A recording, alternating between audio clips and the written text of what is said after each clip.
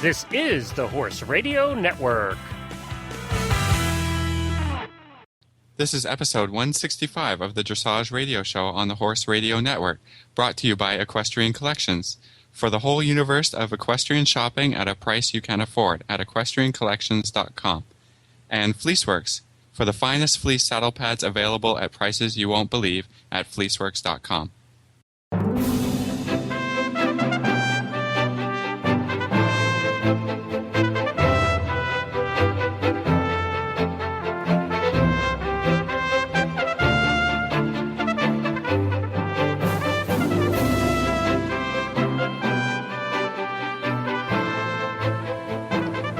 This is Reese Koffler-Stanfield from Georgetown, Kentucky. And this is Philip Parks from Fergus, Ontario. And you're listening to the Dressage Radio Show. Hi, Philip. How are you this week? Great. How are you doing, Reese? I'm doing great. I survived and had a great time at the Young Rider Championships last week. That's awesome. I mean, we've got a few guests from the championships on our show today, so we're going to hear from them. But I just wanted to say before that we're going to have an early episode next week to do with everything at the Olympics. I know. We're going to have Olympic preview. Kathy Connolly is going to come on, and we're going to go through the teams, and we're going to go through the individuals, and kind of go from there. So really looking forward to it. Great. I know that all the excitement and all the hype is towards the Olympics, but first we have to get over how everyone did at the Young Riders. How did your rider do? Cassie did great. I was so proud of her. She, it's such a big, overwhelming show.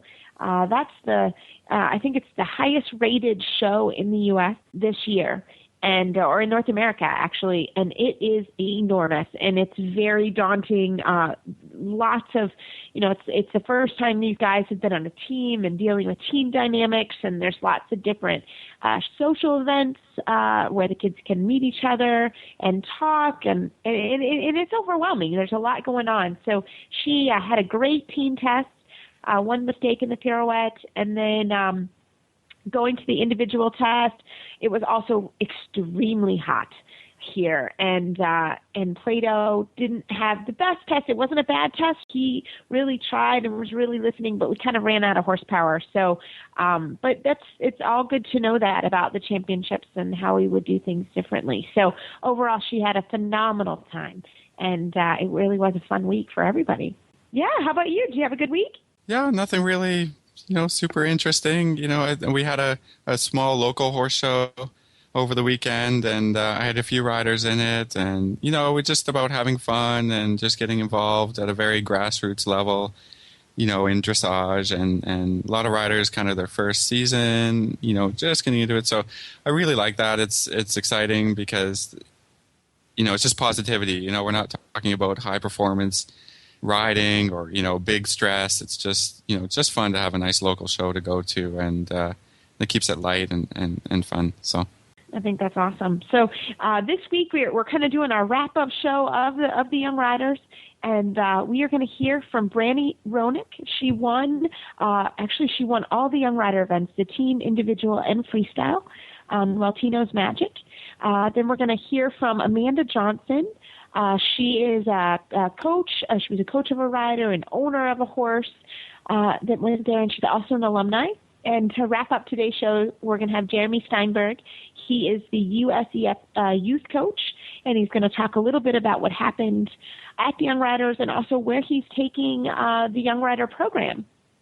That's exciting to hear about what the future vision is for this, and to continue to grow young rider and junior programs till, maybe so they get as big as they are in Europe. That would be awesome.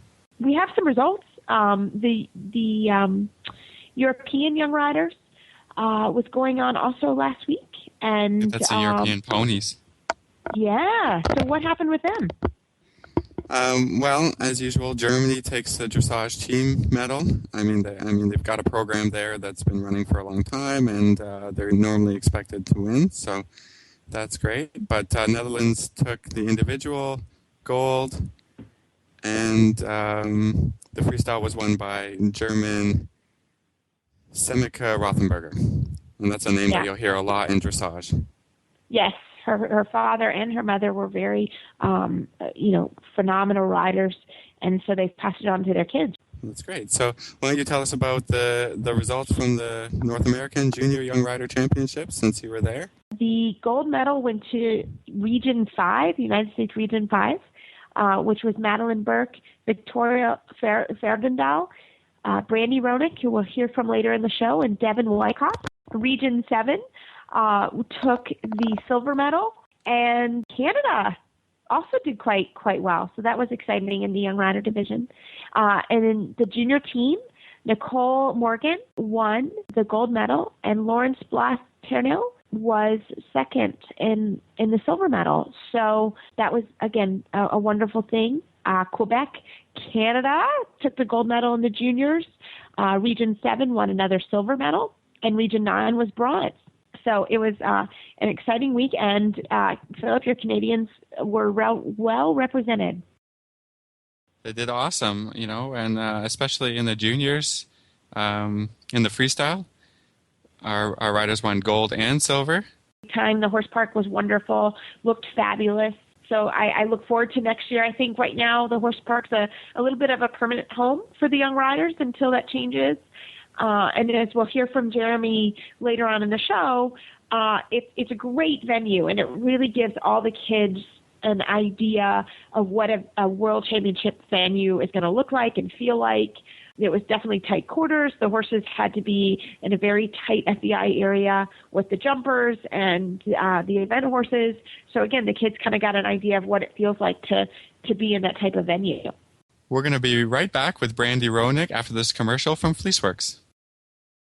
Coach Jen here, host of the Horse Tip Daily Show, and I'm joined by Judy McSwain from Fleeceworks, and she is going to bring us up to speed on the fantastic variety of square pads available at Fleeceworks. And Judy, it looks like you've got something for everybody in here. We do. Our square pad series it'll just take care of just about any kind of rider.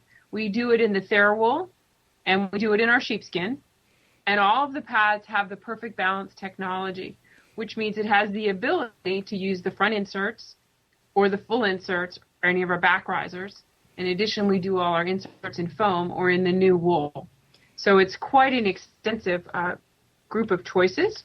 And the pads that we do is we do in the dressage, we do one in jumping or close contact, and then we do one in cross country.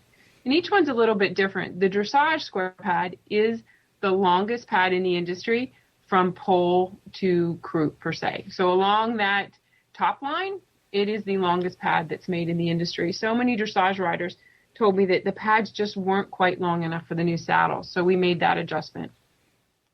And then the jumping pad is once again one of the longest ones in the industry. And the cross country is a little bit unique, and then what we've done is taken the jump in and we modified the cut a little bit so that there's less pad on the horse. We did, however, leave just enough back by the cantle of the saddle so people can put their barn logos or their sponsor logos on it. We didn't want to leave that very important phase out. Oh, absolutely. You've got to have your brand on there, your colors on there, your favorite patch on there. That's part of the fun, isn't it? Yeah, absolutely. And then the reason we did both is because some people still prefer the sheepskin. So we've got the sheepskin available, and then also the Therawool. And the Therawool is a little bit of a different price point, not so much because it's not good Fleeceworks quality, but it's a different raw material. Because we can do multiple shearings off the same sheep, it comes in significantly less than the sheepskin. And then it is a little bit more washable. I think people have preferred that because it's a little bit easier to take care of. I really like that rugged aspect because I'm not good at when I wash my saddle pads, I forget to put it on gentle. I tend to put them in dryers and stuff like that. So I'm really loving Therawool. Yeah, it's more forgiving than the sheepskin. It is definitely more forgiving than the sheepskin. Yeah, it's more forgiving for those of us who cannot change the dials on our washing machines. And thank you once again, Judy, for stopping by. When you folks go into your local tack stores, make sure you ask for Fleeceworks sheepskin saddle pads and Fleeceworks Therawool saddle pads. And if they don't have them, you need to get a hold of Judy. She can be found over there at fleeceworks.com. I'm very excited to have Brandy Ronick, the 2012 team, individual, and freestyle gold medalist, riding Waltino's Magic. Waltino's Magic was the gold medalist from the Pan American Games last year, and Brandy is leasing him for the next bit of time, and we're happy to have her on and hear about her experience at the Young Rider Championships. Brandy, welcome to the show. We can't wait to hear about your week at Young Riders. How did it go? It was absolutely amazing. I couldn't have asked for any more perfect of an experience than I did. It was awesome. Magic is probably one of the coolest horses I've ever gotten the opportunity to sit on. And he gave me his all. And, it was our first big competition together. And he was a little nervous, and I was a little nervous, but him and I, we pulled it together. And, for such a short time, him and I have been together.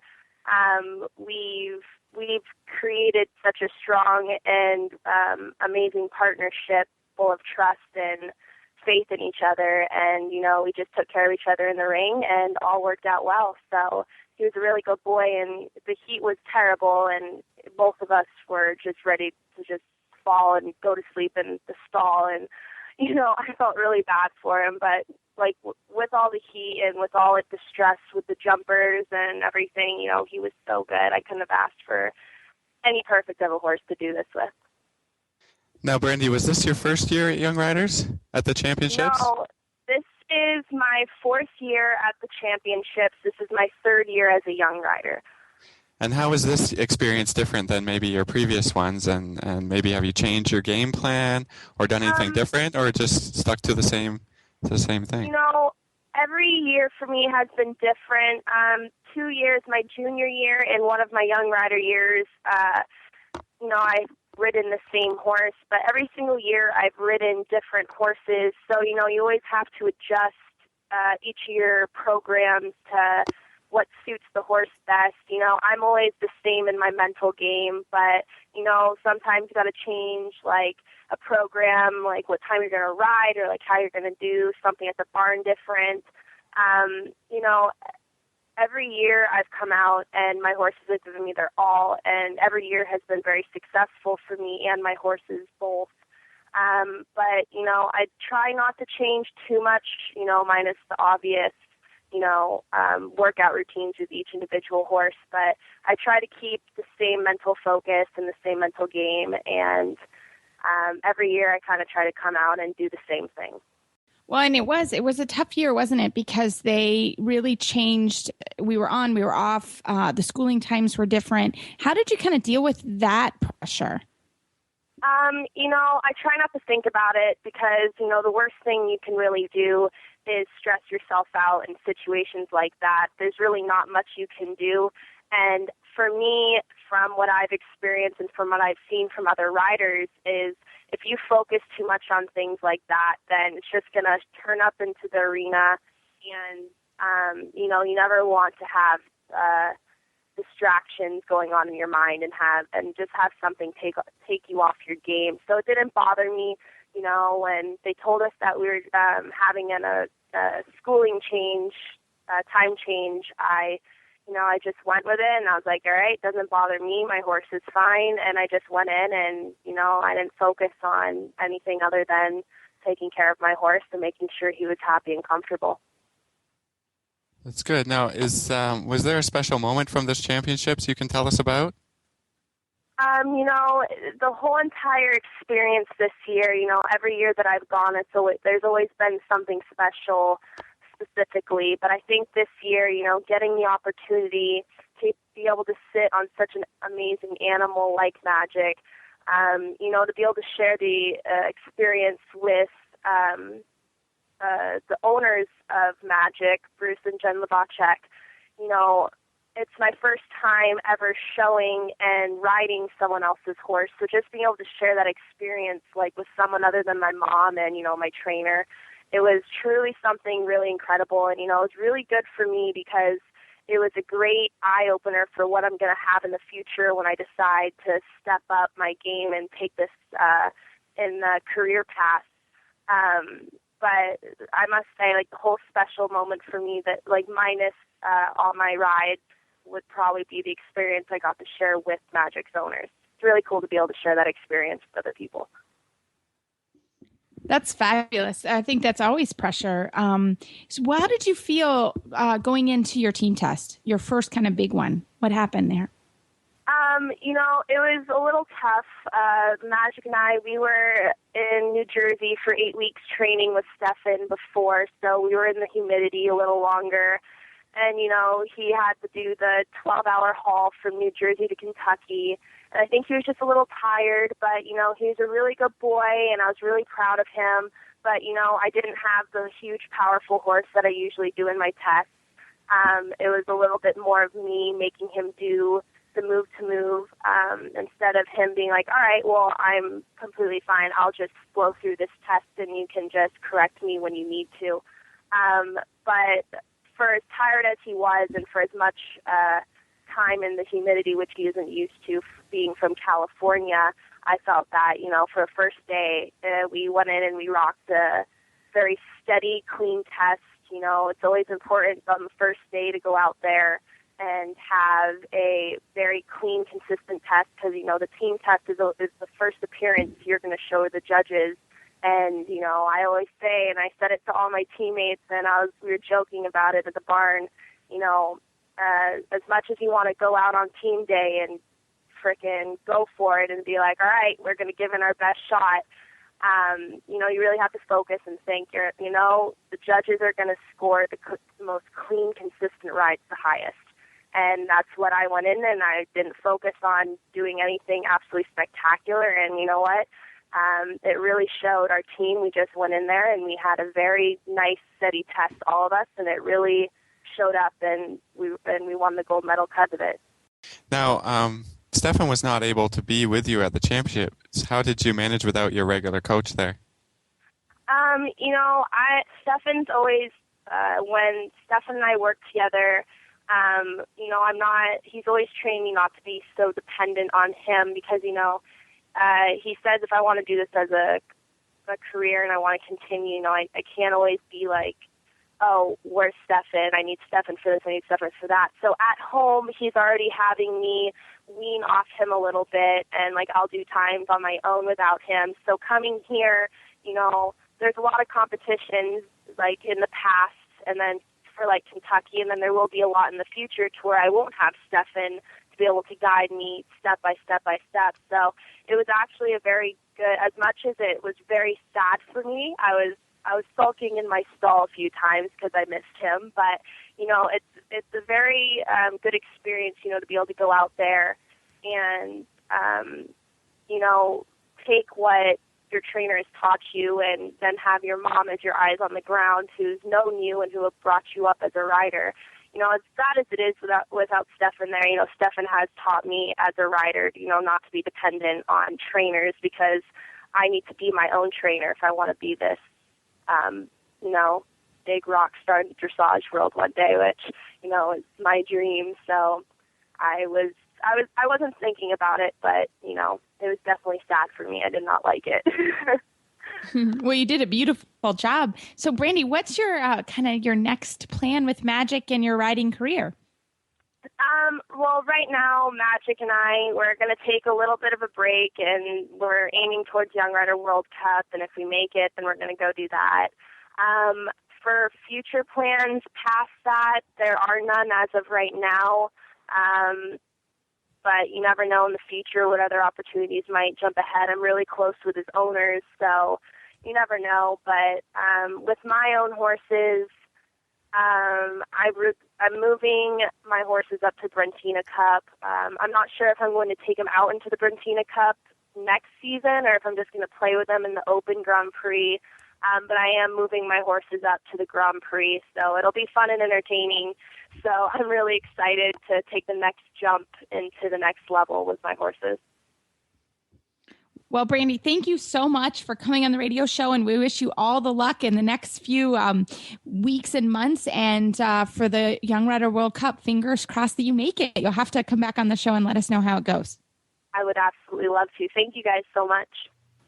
Our next interview is with Amanda Johnson. She is a owner, coach, and alumni of the North American Young Rider Championship.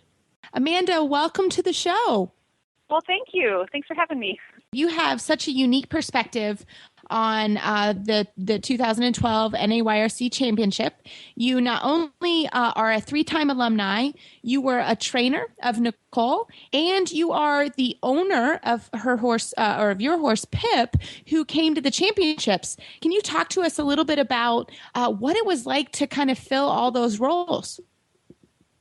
Well, it was so much fun. It was fun to go full circle, having coached somebody to young riders, but also having trained the horse.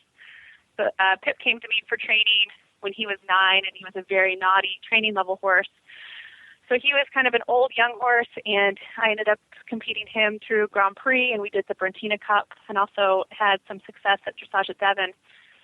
So when he's 18 this year, I thought it would be great for him to drop down to the young rider level and teach somebody. So he just was such a superstar for Nicole, and did really well for her and gave her a really good learning experience for first young riders.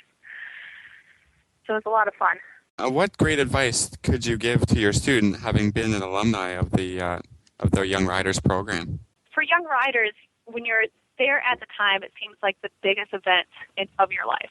You work all year for young riders, but then once you graduate, it's really not that big of a deal.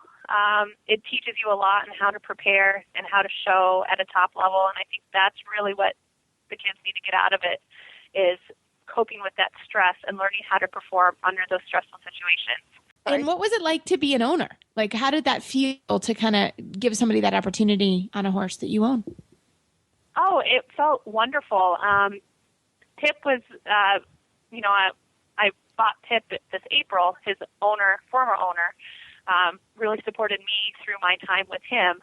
And so it was really nice to kind of pass that torch along to, let somebody else kind of follow their dreams, and be a part of that. That felt really rewarding, and it was fun. It was kind of fun to sit back as an owner and be like, oh, that's my horse. And when the judges had nice things to say about the horse, it felt really good, And now I kind of have a nice owner's perspective when I'm working with my clients, and the judges say nice things about your horse, you really like it. So what is your plan with Pip? Are you going to kind of release him to Nicole again? What's the plan with him? Well, we haven't quite gotten through to next year yet, but he's going to be leased to Nicole at least through the regional championships, and she has a clinic already lined up with Chris Hickey in August, so she's going to continue riding him. And then after that, I'm not sure. I would love to ride one more Grand Prix on him. I think that would be a lot of fun, but we'll just have to see how that works out. He's definitely available for her to lease again next year, and I hope to give lessons to my other students with him. And I think he's got a lot to teach. And Mandy, what would your advice be for, all our riders? We're getting closer to the fall and to championship season and regional finals. What are some advice that you can give to people as they're getting ready for championships? Well, whenever there's a really important competition coming up and you want to do really well, sometimes nerves get in the way. So what I like to try to do and tell my students to do is to visualize riding your test. Go in a dark corner, close your eyes, and really ride your test. So you have it memorized. You know exactly how to prepare for every movement. You feel yourself riding the test. And when you're riding your test, there's going to be these little issues that come up that you kind of know in the back of your mind with your training. Just kind of ride through those issues so you can make it through your test without making a mistake. So that's what I like to do. So then when you actually do go down center line, you feel very confident because you've ridden the test already a million times in your head, and your horse can feel that. Your horse knows when you know. Mandy, thank you so much, Amanda Johnson, for coming on the show. Where can we find you on the web? AmandaJohnsonDressage.com. After this commercial from Equestrian Collections, we have Jeremy Steinberg.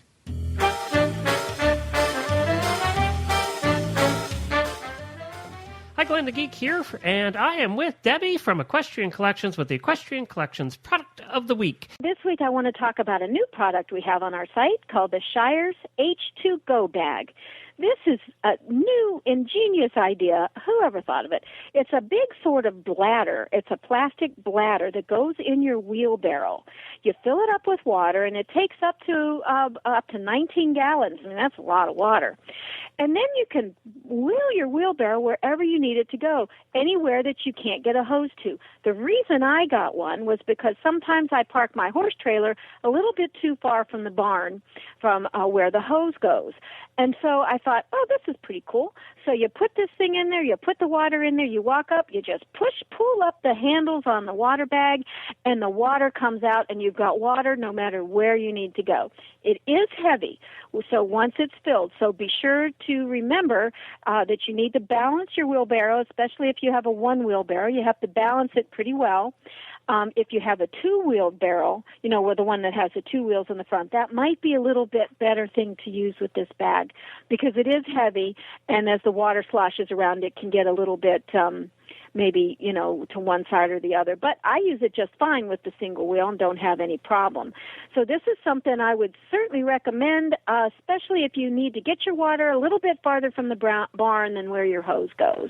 And Glenn, I understand you know a little bit about this item. Yeah, Helena, my co-host on the Stable Scoop show, uses one of these and absolutely loves it because she has those buckets in the paddocks that are further away.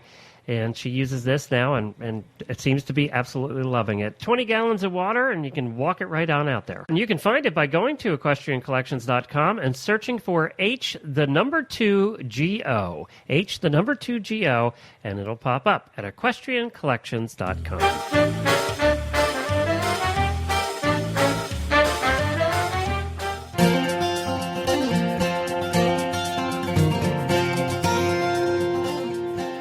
Glenn the Geek here, and thank you for listening to the Horse Radio Network family of shows. You have helped the Horse Radio Network grow into the largest radio network devoted to horse lovers around the world.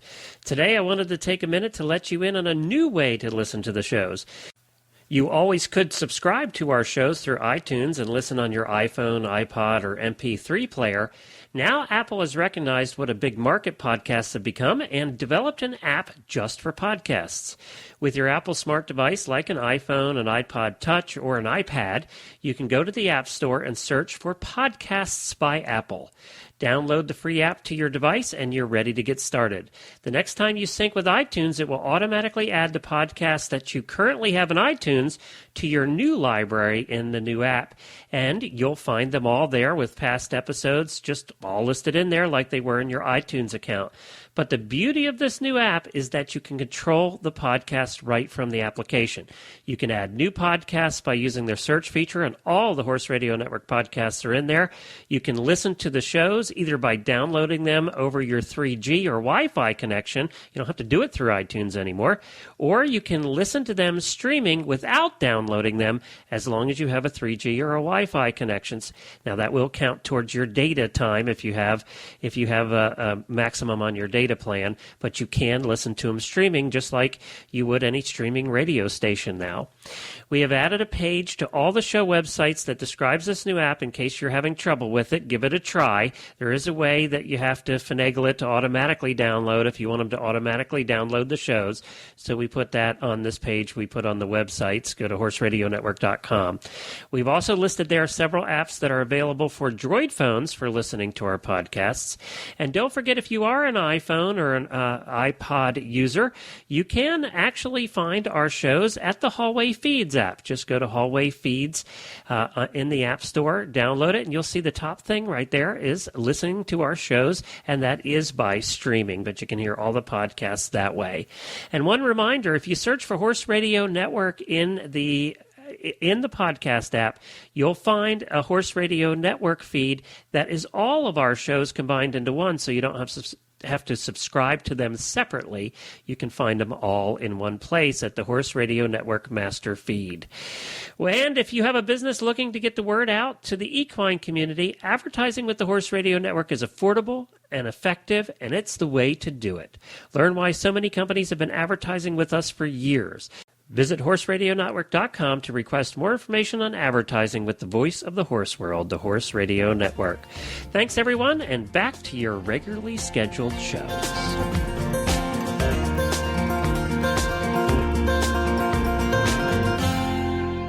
Jeremy, thanks so much for coming on the show this evening. And I can't wait to hear your take on what happened at the Young Rider Championships last week. Yeah, every year I think the actual show itself keeps getting a better and better quality to it in the riding and in the horse quality and everything. I think it's been fun to watch the last couple of years with the addition of the actual horse park at Kentucky. Bringing the Young Rider Championships there and making that, at least for the U.S. for the time being, kind of a permanent base. And I know the first year we brought it there, I didn't bring it, but I've been there now every year that it's been there, and the year before in Virginia and, all around the country with it. And that first year you could really see the venue itself, just in its sheer size, kind of take a little bit of a toll on the riders, being a little overwhelmed being in such a big stadium and having to deal, there's a 100 jumper show the last couple of years that's been going on at the same time as the actual Young Rider Championships. And I think the first couple of years it really caught the kids off guard and, threw them for a loop to see, 1,000 horses in the stabling for the 100 jumper show and have to ride into that giant stadium, there at the park. And this year I started to notice that the kids were coming in a little more prepared for it. They knew what the showgrounds was about. They were ready for the stadium and ready for that kind of venue. And I think for what we want to do with these kids in the future and, turning them into the riders that we want to represent the U.S. in the future, a venue like that is so important to have them in. And I think just over the last couple of years, it was really neat to see this year that those kids were better prepared for the venue. And I really didn't see one of them kind of go in and, have that deer in the headlights shock of, looking up and seeing a grandstand as big as it is there at the horse park. So that was really nice to see. The quality of the riding, too, I think this year was starting to come up. I've been pretty critical of that over the last few years. And there was definitely a little better riding quality, I thought. I think it's nice because the quality of horses coming in is a little bit better and better. And I think it's good for the kids to have that competition in and amongst themselves to see, better horses coming, better riders coming, and have to, in kind of that good, fair play, competitive environment, have to kind of work and inspire each other. And that's been fun to watch, too, over the last year or so, that bar coming up and the kids actually looking themselves to raise it amongst themselves. So good couple of years, I think, and this year in particular, just seeing some nice growth with the kids. That's great. Now, can you talk a little bit about the program, what's been going on with it right now, and what the vision for the future for the juniors and the Young Rider program overall is? A couple of things. I think, when USCF brought me in as a youth coach for the kids, there was a real desire on everybody's end to have a coach in place for that group. I think that whole first year was everybody, kind of going, okay, now we have the youth coach, now what do we do? What do we want to focus on? Where do we want to put that energy and that attention? And, they left a lot of it up to me as far as helping shape that. And that's been really fun and daunting all at the same time because I'm getting input from every different direction as to where people think, the program should go. And, you have people on the dressage committee and people involved on the coaching staff that are Olympians that have, worked with young riders forever, that are very outspoken, that, all different people from different backgrounds that have a lot of really good, valid stuff that they want to see the program do. And USCF, luckily for me, has been very welcoming of kind of giving me enough reign, so to speak, of the program to let me do what I want with it. Just checking in and making sure that we're all on the same page. But I think there's so many ideas right now. They're really kind of happy and pleased to go, okay, let's just, get on a program and just go with it. And my vision with it right now is really to get these kids, which we keep having, and I came through the program, and Reese, I think also we did Young Riders, right? We're all coming through as young riders and graduating out and going, okay, now what? Now at 21, 22 years old, they're having to become horse trainers, or become professionals in some way. And I just kept seeing that there's not the skill set to give them or that they had when they were graduating out of the program to really be competitive riders on an international level or having the skills to be able to really run a business on their own. And so my plan right now, my vision with it is to, the USEF keeps talking about a pipeline for the developing riders and the young horses and high performance riders, all that. And my vision is really to get the pipeline started. There's a lot of talk about it and a lot of programs getting started, but my idea is to link them all together and to start with the kids. And I have them now, a small group of them that's just getting by USEF to go ahead and run with it, which is kind of a long-term training program that I want to put them in, which is more of a strategic planning training program of getting them at the age they're at now, 16, 15, 18, 21, sitting down with them, creating 5-year plans, 3-year plans, 1-year plans, getting involved with their sponsors and their horse owners and their trainers, and basically coming up with a lifestyle that they need to be living over the next so many years to actually end up fulfilling the plan that they want to have.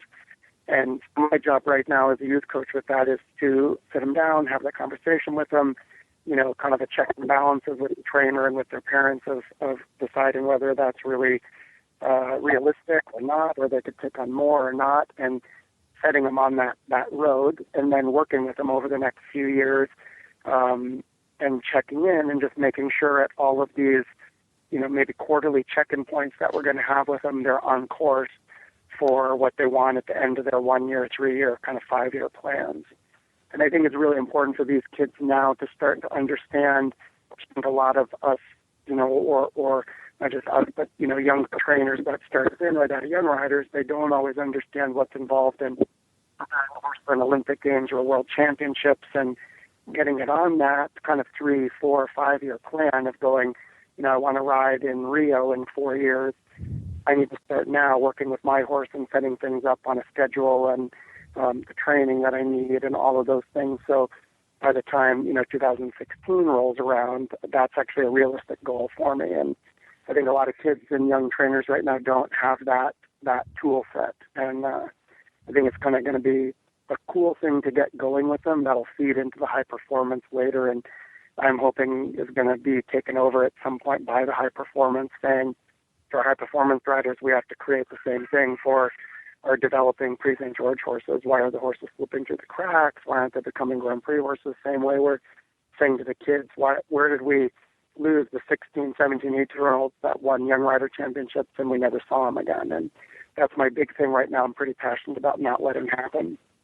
So, Jeremy, tell us, if we had a kid in the barn and they wanted to become part of the program, what's the step to kind of get to the level where you could step in?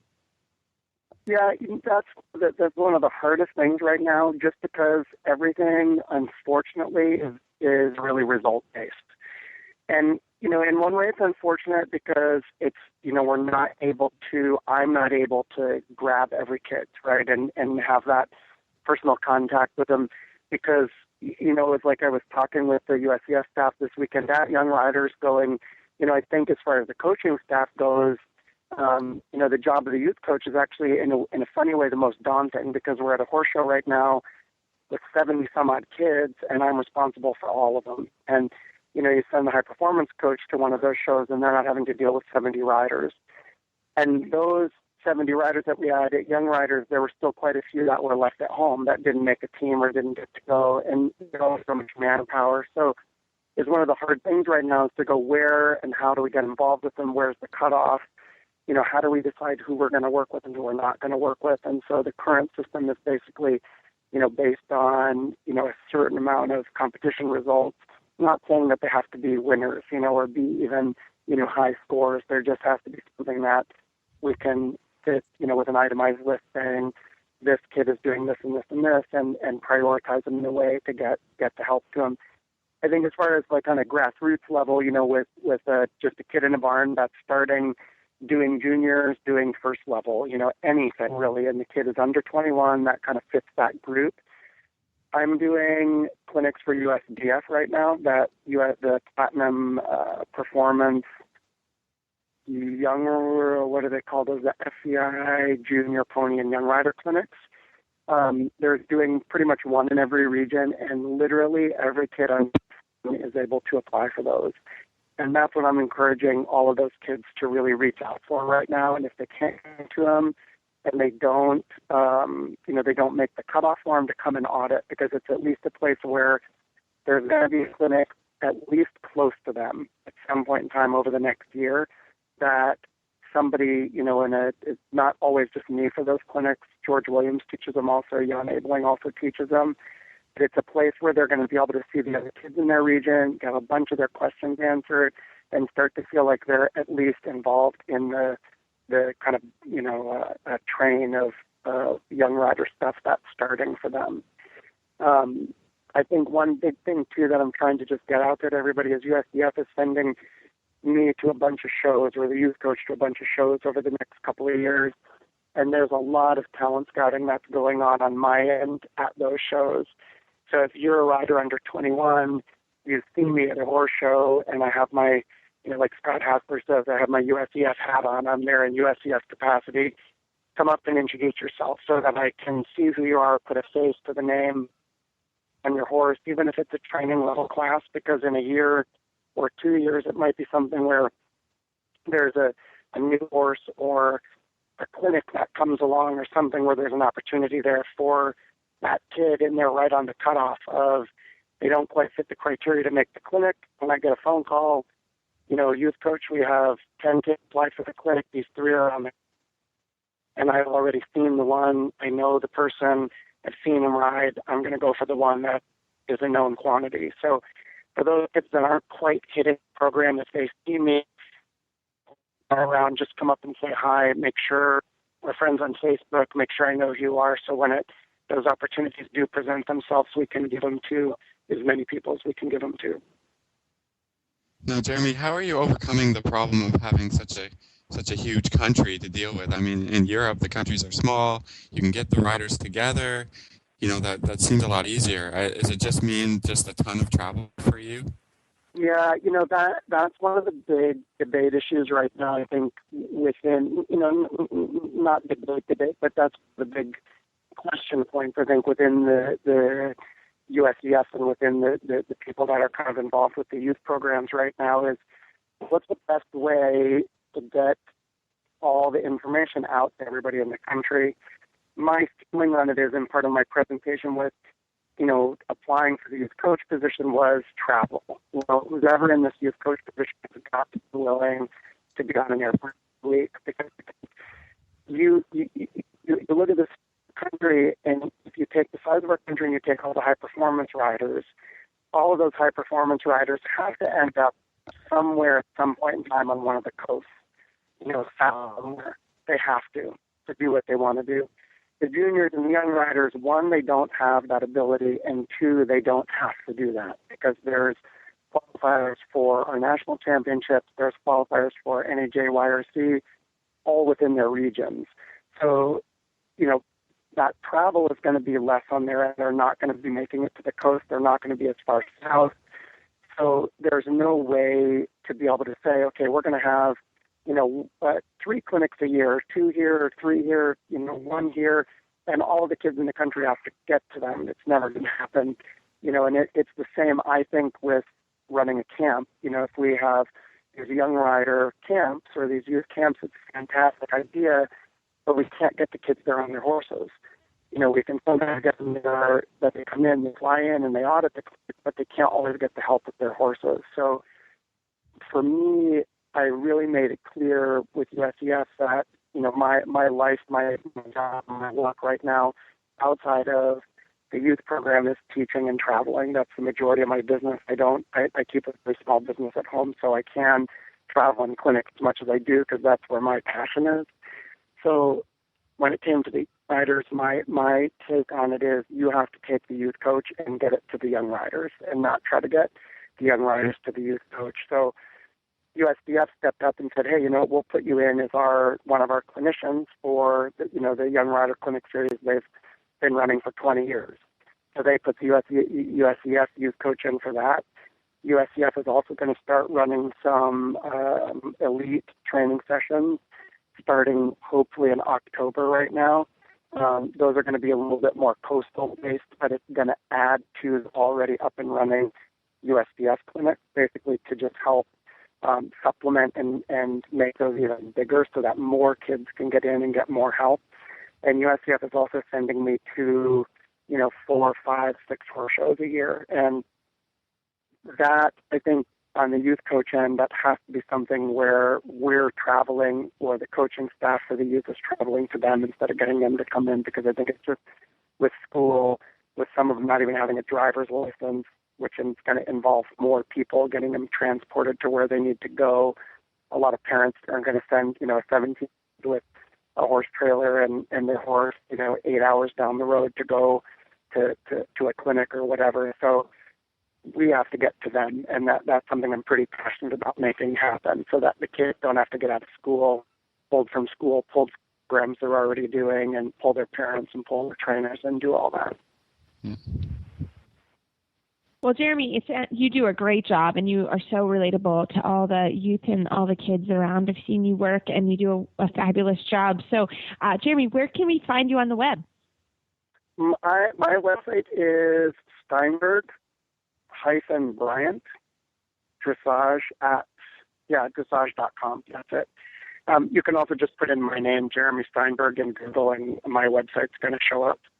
Well, that was really fun to have Jeremy on the show, and he had great insight about where the USDF programs are going for the youth in the United States, and he's very easy to talk to, and so I encourage everyone out there to email him or call him or out at a clinic where he's going, because he's a great guy and doing wonderful things for the youth program. But, Philip, I am so excited about next week's show. We are having Kathy Connolly. She is an FEI coach and trainer, and she did the commentary at the WEG in 2010. She is going to be our commentator next week, and we're going to talk all about the team competition and the individual and who really to be looking for during the Olympics. Yeah, that special episode will be out on Tuesday, so a little earlier than our regular day, but we wanted to get it in before the Olympics start on Thursday. So hopefully everybody will tune in for that, because I think it'll be give a lot of great information coming into the games and how we think it's going to go. Yes, and I don't know about you, but I am so excited about the opening ceremonies and about the Olympics in general. I love everything Olympic, and I will not get much sleep with all the 24-hour coverage. I can't wait. I love the swimming. I love the gymnastics. I can't wait to hear, how our U.S. team did, and David Marcus, all the guests we've had on the show. So I have my fingers crossed for everybody that they have the ride of their life, and I can't wait to kind of talk about it. Oh, I'm really looking forward to it. So if you have any questions, please feel free to email us or to give us a shout out on Facebook of things that you'd like to talk about on our preview show.